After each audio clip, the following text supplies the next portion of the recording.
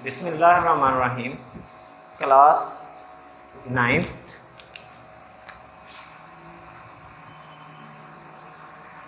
बेटा आज 4 सितंबर 2020 को जो हमने टॉपिक डिस्कस करना है वो typical properties of gaseous state. Topic हमारा क्या है? Typical properties of gaseous state. मादे की जो गैसी हालत है इसकी कुछ मखसूस खसूसियात हमने डिस्कस करनी है। सबसे पहले हम डिफ्यूजन की बात करेंगे। Number 1 diffusion.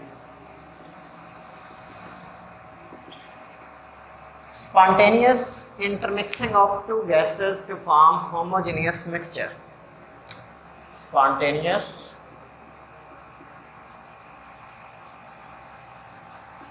intermixing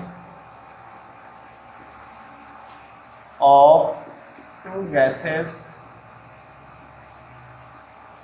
to form homogeneous mixture is called diffusion. ये क्या कहलाता है? डिफ्यूजन कहलाता है। आप बेटा यूं कह सकते हैं, ये स्पेलिंग एक ऐसा आएगा कि हमारे पास let's suppose this is a container with partition. एक साइड पे आपने गैस ए फिल की हुई है और दूसरी साइड पे आपने गैस बी फिल की हुई है।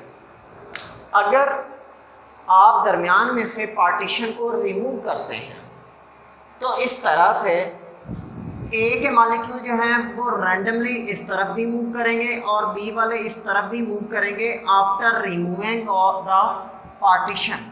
जब पार्टीशन रिमूव हो गई तो इस तरह से बी वाले ए की जाना पूरे कंटेनर में इक्वलाइज हो जाएंगे और ए वाले भी इसी तरह बी वाले हिस्से में भी आ जाएंगे और इक्वलाइज हो जाएंगे। इस प्रोसेस को आप क्या कहते हैं? डिफ्यूजन कहते हैं। तो इसके लिए ज़रूरी होता है कि इंटरमोलेकुलर स्पेस होनी चाहिए, वीकेस्ट अट्रैक्टिव फोर्स होनी चाहिए। तो ये दोनों क्राइटेरियाज जो हैं वो गैस के अंदर फुली फुलफिल्ड होते हैं। इंटरमोलेकुलर स्पेस भी ज़्यादा होती है, मॉलिक्यूल्स के दरमियान अट्रैक्टिव फोर्स भी नहीं होती, इसलिए वो रैंडमली इधर उधर मूव करके होमोजेनियस मिक्सचर बना लेते हैं। क्लियर हो गया? अगर आपको याद हो, आपने पहले चैप्टर में पढ़ा हुआ है it is a homogeneous mixture. इसी वजह से कि गैसेज है एवरीवेयर एक जैसी कंसंट्रेशन रख लेता है। नाइट्रोजन हर जगह 78% के हिसाब से होगा। Next one is effusion. Second one effusion.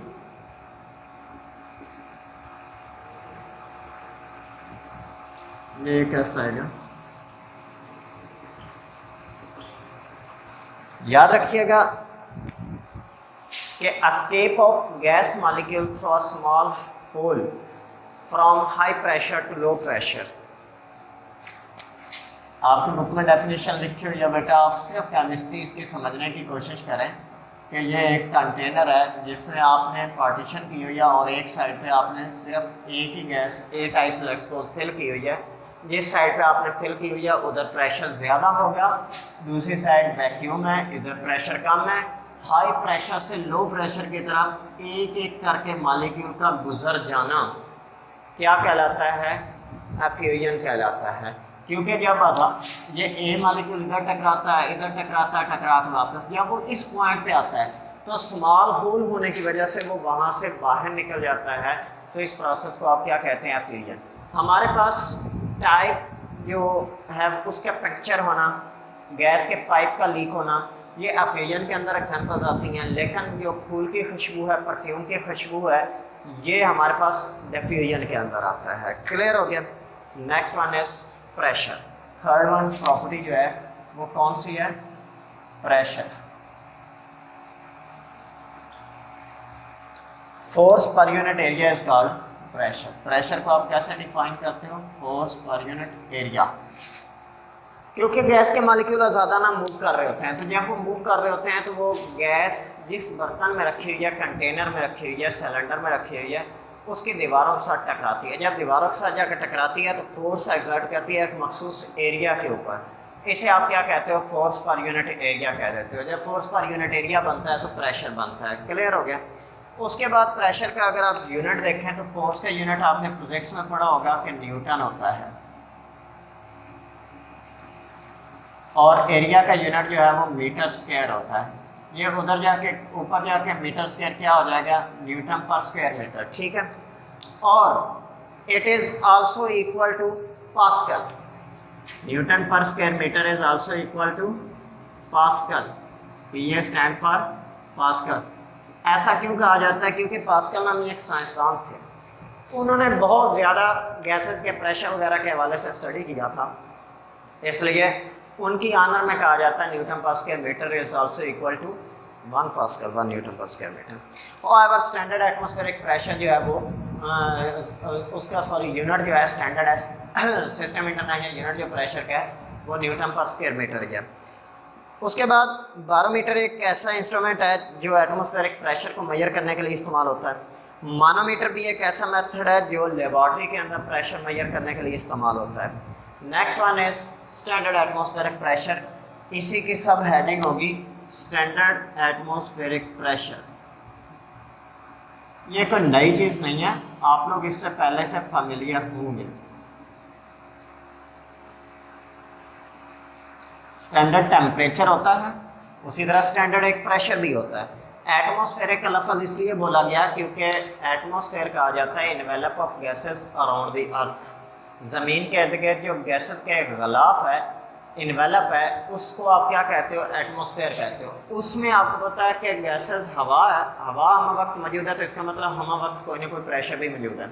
बेटा जैसे थर्मामीटर की मदद से आप टेम्परेचर मेजर करते हो, तो कैसे मरकरी का पारा जो होता है वो अपवर्ड मूव करता है, तो जिस डिजिट पे आकर रुकता है हमें अंदाज़ा हो जाता है कि इतना टेम्परेचर है। इसी तरह साइंसदान कहते हैं कि हम बैरोमीटर के ज़रिए जो है प्रेशर मेजर कर सकते हैं, जैसा कि हमने अभी डिस्कस भी किया, पहले पढ़ा है। तो आपको मैं एक मिसाल देना चाहता हूँ, बड़ी टेक्निकल मिसाल है, ज़रा गौर कीजिएगा। जब तेज़ आंधी चलती है, वो मुझे वैसे एक लतीफ़ा याद आ गया। कराची में आजकल बारिशें भी बहुत ज़्यादा हो रही हैं, अल्लाह पाक रहम फरमाए उन पर, कि बिलावल भुट्टो ने कहा था, बिलावल भुट्टो जरदारी ने, कि जब बारिश आती है तो पानी आता है, और जब ज़्यादा बारिश आती है तो ज़्यादा पानी आता है। उसी तरह खैर जब हवा चल रही होती है नॉर्मल, तो उस वक्त भी इट मीन्स के कोई ना कोई प्रेशर ज़रूर होता है, लेकिन हमें उसका एहसास ना हो, ये एक अलग बात है। चूँकि गैसेस हैं, इट मीन्स के वो कोलाइड कर रही हैं और प्रेशर एक्सर्ट कर रही हैं। इसकी मैं मिसाल कोरिलेट कैसे कर रहा हूँ, जो बिलावल भुट्टो साहब की भी बात मुझे याद आ गई कि जब तेज़ आंधी चल रही होती है तो उस वक्त हवा के मॉलिक्यूल्स तेज़ डिफ्यूज़ करते हुए आते हैं, शापर वगैरह को ऊपर उठाने का बायस बनते हैं, हत्ता के जो है वो दरख्तों को जड़ से उखाड़ फेंकते हैं। वजह क्या होती है?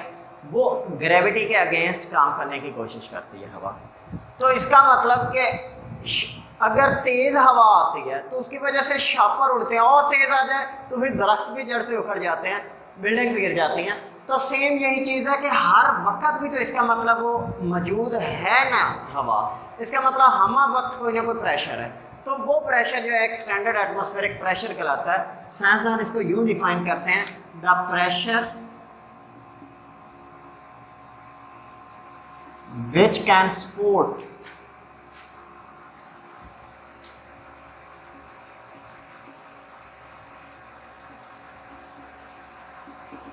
the column of mercury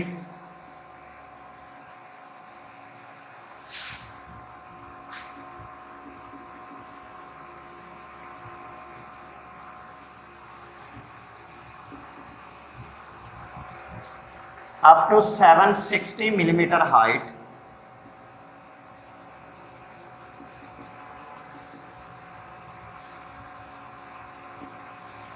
from sea level। सतह समंदर से मरकरी के पारे को इमेजिन करें, ये सतह समंदर है। अगर तो इस तरह मरकरी के पारे को 760 मिलीमीटर की बुलंदी तक अगर कोई प्रेशर जो है वो ले जा सकता है तो उस प्रेशर को आप क्या कहते हैं, स्टैंडर्ड एटमॉस्फेरिक प्रेशर कहते हैं। इसकी मुख्तलिफ यूनिट्स के अंदर मुख्तलिफ वैल्यूज़ होती हैं। मैं आपको यहाँ पे लिख के दे रहा हूँ, ये आपके न्यूमेरिकल्स में आपको हेल्प आउट करेगी कि it is equal to 101,325 newton per square metre, 101,325 pascal के 101.325 किलो पास्कल के is also equal to 76 centimeter of mercury के is also equal to 760 millimeter of mercury के is also equal to 760 tar के is also equal to 1 atmosphere के is also equal to 14.7 pound per square inch PSI।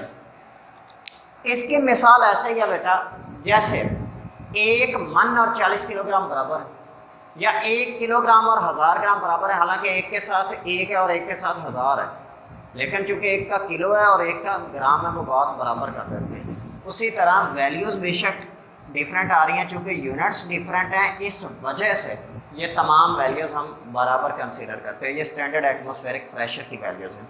Next one is compressibility.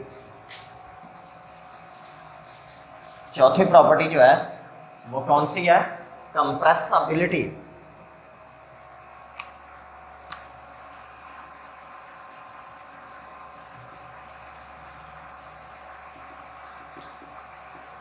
अगर आप गौर करें तो compressibility नाम से इजारा हो रहा है। कंप्रेस मीन दब जाना, एबिलिटी मीन सलाहियत, दब जाने की सलाहियत। देखें, अगर लेट्स सपोज कि ये हाथ ऊपर वाले पर प्रेशर लगाया जाए तो ये नीचे चला जाएगा, इसके साथ क्योंकि दरमियान में स्पेस थी। लेकिन अगर इन्हें मज़ीद इस तरह से दबाने की कोशिश की जाए तो ये नहीं एक दूसरे के करीब होंगे क्योंकि दरमियान में स्पेस ख़त्म हो चुकी है।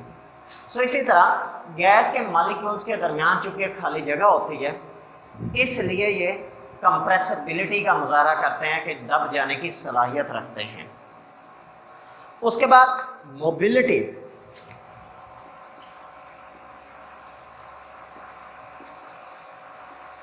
मोबिलिटी मोबाइल से लफ्ज़ लिया गया। गैस के मॉलिक्यूल्स मोबाइल होते हैं। डिफ्यूजन और फ्यूजन के अकॉर्डिंग भी आप देख सकते हो, क्योंकि इसके मॉलिक्यूल्स के दरमियान स्पेस भी होती है, खाली जगह भी होती है, प्लस इनके मॉलिक्यूल्स के दरमियान अट्रैक्टिव फोर्स नहीं होती कि एक मॉलिक्यूल अगर आगे मूव कर रहा है तो बैक पे पड़ा मॉलिक्यूल उसको खींचे और मूव करने से रोके, ऐसा तो होता नहीं है।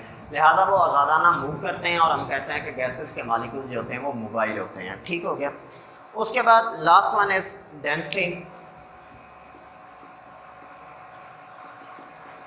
डेंसिटी को पहले डिफाइन करें बेटा। स्मॉल डी से एब्रीवेट किया जाता है mass per unit volume. Mass और वॉल्यूम इज कॉल्ड डेंसिटी, और इसका यूनिट ग्राम और ये डेसीमीटर क्यूब, तो क्या हो सकता है ग्राम पर क्यूबिक डेसीमीटर। ये है गैसेस के लिए। गैसेस के लिए ग्राम पर क्यूबिक डेसीमीटर में क्यों डेंसिटी मेजर की जाती है, क्योंकि गैसेस का वॉल्यूम मैक्सिमम होता है। जितनी इनको तो स्पेस अवेलेबल होती है ये सारी आपको पता कर लेते हैं, इसलिए इनकी डेंसिटी के लिए यूनिट ग्राम पर क्यूबिक डेसीमीटर यूज़ किया जाता है।